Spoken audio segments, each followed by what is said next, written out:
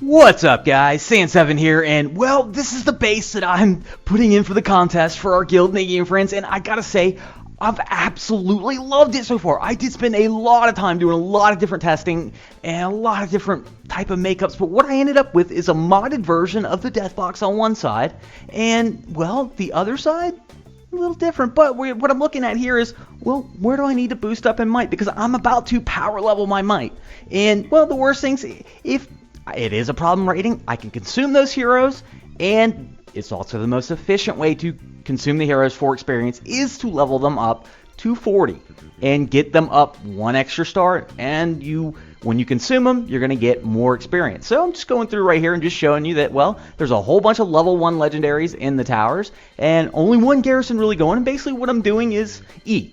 And this defense has been absolutely awesome versus E. It's been great versus F. I've got to run versus F in this video as well, so you'll get to see that. But, well, here it is, first spawn on E, and, well, if they spawn on the top half, on this modded version of the death box, it's just over. And why I modded it on the death box, you can see where it kind of flares out. And that's so the ranged heroes and the ranged troops, they have to still walk around instead of being able to stop halfway down the lane and attack the towers. And you'll see that later in this video, and I'm sure I'll mention it when I see it too.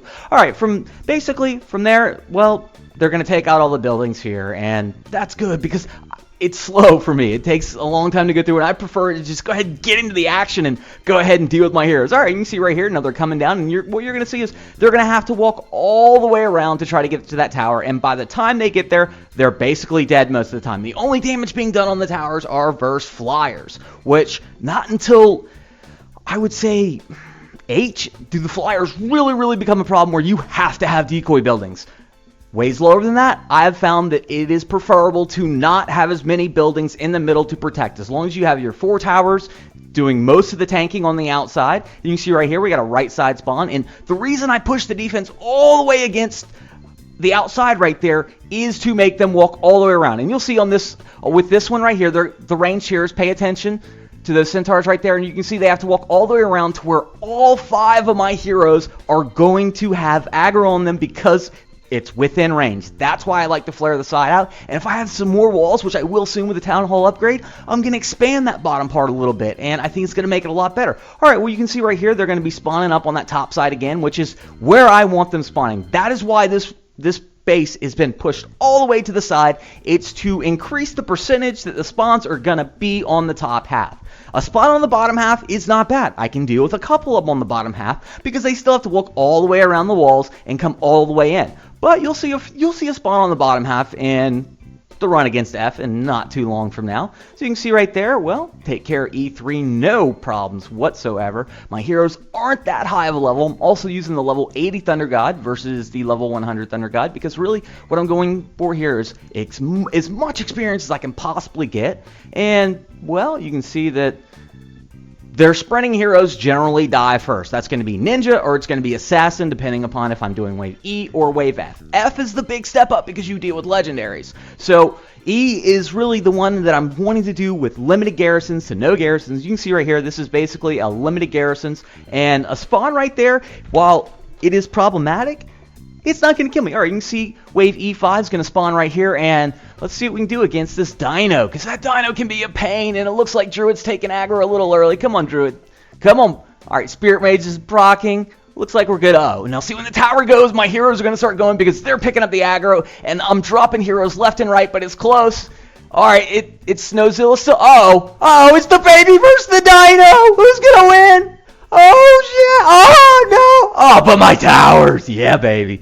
Go ahead, get past E5. And that's a lot of experience on E. It's a huge step up from D. Absolutely love it. You can see that 54,000. And look what my might did. My might jumped up 1,831 for one run. That's how you power level might, guys, right there. All right.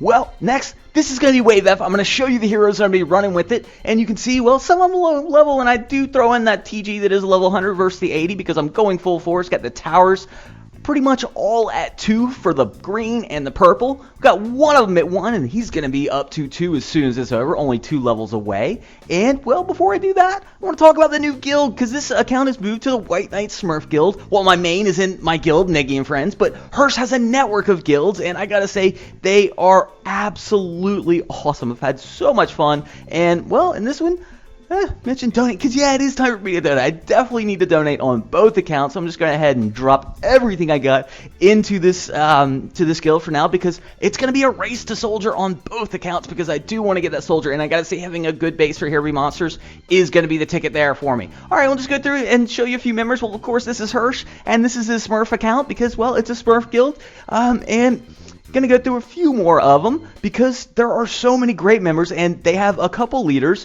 one of them being Swipes32, someone that I've known forever and met ages ago, and she used to ask questions here and there, and I was surprised when I got the guild. I saw her, and I saw a couple other people I knew. I was like, wow, this is cool. I gotta say, it's like, it's a huge community, but it's also a small world. All right, when you got Okie Dokies, the other leader, and, gotta say, it's really nice to have a guild that has good leadership in it, and that's one of the things that has been just repeated over and over with Hirsch in all of his guilds. They are just great leadership. Oh, and now this is Sky. Sky's just one of my favorite people in the game. She is absolutely hilarious. And so she's tried this base out too, and it seems to have worked really well for her. So I'm excited about this because this base has just really, really propelled me in Here Be Monsters. And I'm curious if it's just my setup after basically purchasing Spirit Mage and getting her out there. So she's made a huge difference. But, well, we're going to go ahead and do F for you. And F is something I could not touch previously. And, well, here it is. You can see the first round they're going to come in. And like I said, I am going full forces. So watch my towers just eat their ninja up.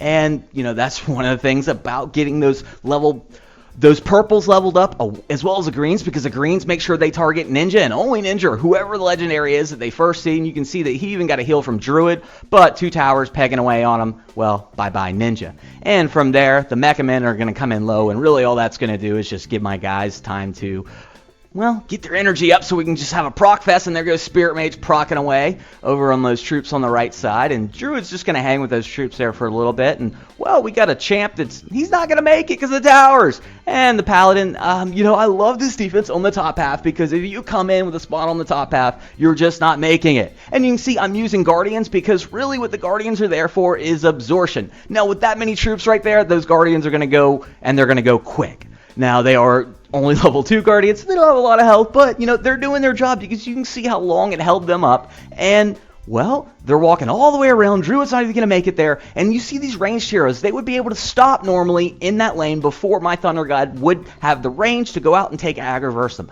Since I've flared it out, though, on that Death Box side, they have to walk around, and it's just been really, really helpful. So here we go. We got a spawn on the top half, and just watch Ninja, watch with these towers. That's the benefit of towers. And, with the step up to F2 with these legends, it's tough. It's a big step going from E to F. So the garrisons for now, yeah, they're needed for me, but I'm thinking, when I saw the 35 shards dropping on this one, I was like, well, damn, should I just be doing F now? That's a lot of shards per run for my second account, which, was just a lowly Smurf not too long ago, but I gotta say, it's really, really growing, and I'm absolutely having a blast with this account. You can see we get a spawn on the right side, but, well, it's that top tower that's going to be targeted, and you can see that just think about it, where the spawns are going to have to be to hit the low side, the weaker side of my base. That's why it's pushed up against the wall. It's a similar type of thought process that goes into a corner setup, even though this is obviously not a corner, it's more of a side setup.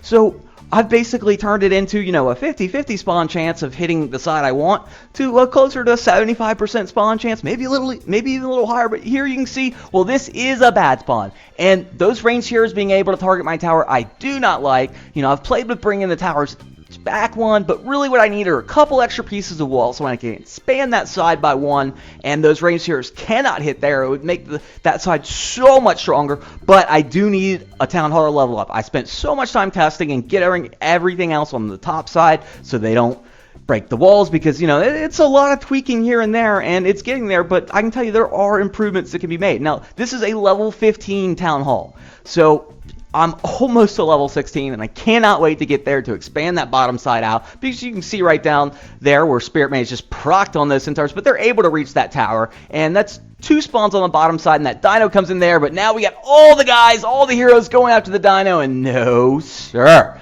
That is what I'm talking about. Mana paid out in the end. Would have rather had experience, but that's still 23,000 experience, 35 shards with a bad last drop, on the last wave. That's huge. That's a lot of experience and a lot of shards potentially for this, and that will help boost might most definitely. And I'm going to go ahead and just take that 35 shards earned and drop it right into that guild, because like I said, I am going to race to soldier.